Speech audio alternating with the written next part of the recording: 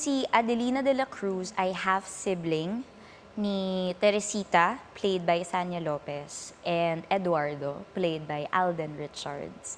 Si Alden, kapatid ko sa ina, si Sanya, half-sister ko sa tatay. Kami ni Teresita, ni Sanya, mamumulat kami sa mundo ng Bodabil kasi yung tatay namin, sikat na Bodabil star. Hanggang sa maabot namin yung pangarap na yon.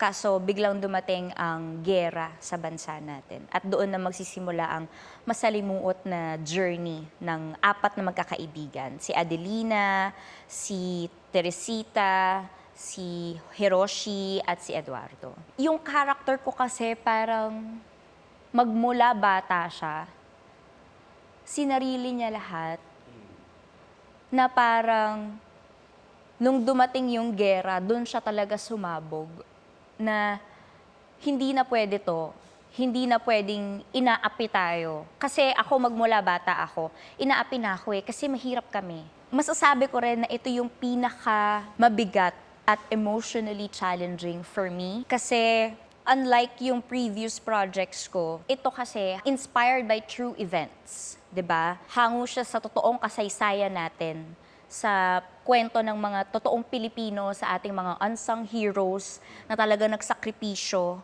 para makamit natin yung kalayaan natin today.